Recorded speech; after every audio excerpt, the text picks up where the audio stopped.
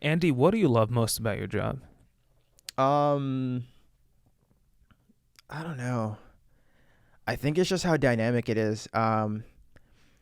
How much more goes into flying a plane than flying a plane? Ooh, what do you I think it's mean? dope. Managing flight attendants, looking at weather, briefing passengers, especially now, dude, the masks, man, that's been something. But like for me, I don't mind. I mean, yeah, companies have rules for like masks and XYZ and how you're supposed to behave on the plane. But like when things are going south in that way, I think it's cool, man. Makes the day interesting. Right. And it's like stuff that I'm never gonna have this issue if I'm flying a 172, right? I have to have people in the back with differing opinions for me to have some sort of interesting day.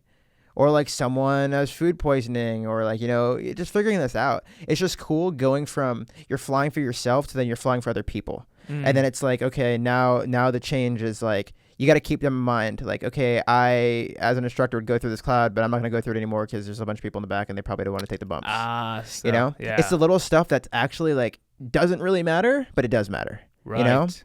or like, man, someone's like late to the flight. We're gonna hold. I don't know. It's just anything that's abnormal operations. My favorite part, for sure. How much do you think about the passengers behind you on a typical Okay, flight? so that's funny that you talk about that. When I first started, a lot. When I was on reserve, a lot because I just didn't want to have pounding landings, right? Then like you'll have like a whole trip where you like almost forget that you have passengers. Like I don't even look back there once. Cockpit doors open, don't even turn around. I just have my foot up on I have my foot up on like the whatever, like the panel.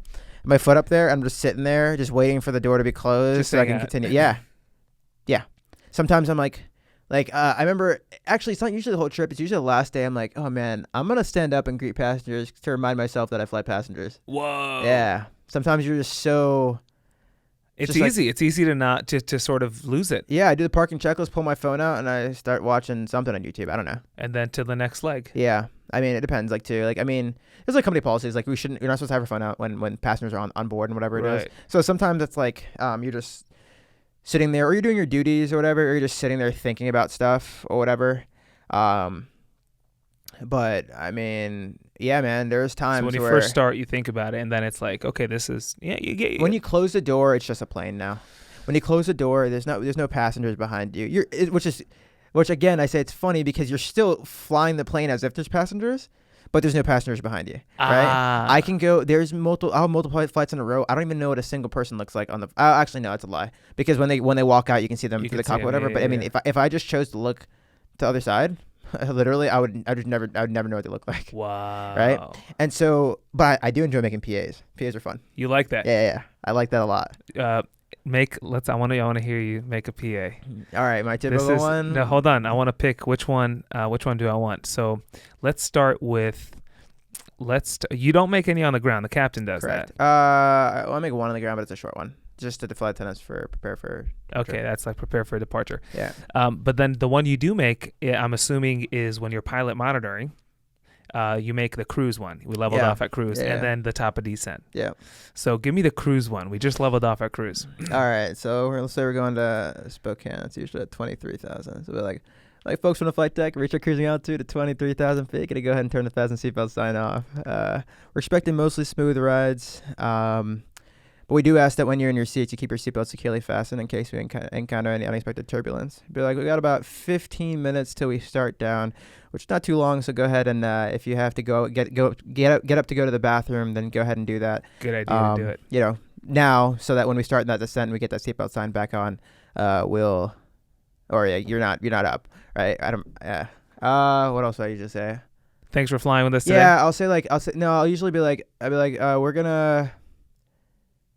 we'll give you another update as we get closer as to our estimated time of arrival. But yeah, sit back, relax, enjoy the ride. I love it. And then you start down and be like, all right, but we'll be starting down here in about 5 minutes or so. So actually, yeah, if it's short like that, I'll make another one. But if it's like a long one where we're at cruise for like an Right. hour and a half, whatever it is, then it'll be like I'll give them like a 10-minute or 5-minute warning and say, hey, like if you have to go to the bathroom, go, whatever. And then when we expect to be at the gate, I'm like, appreciate you coming along. Looking forward to seeing another flight. So it's safe to say that Yeah. one of your most favorite parts of your job are PAs. Yeah, dude. Yeah, sure. I love them, man. I love them. You're an airline pilot. Yeah, But man. you know what? I totally get it. Hit him It's with the so Oklahoma City. true.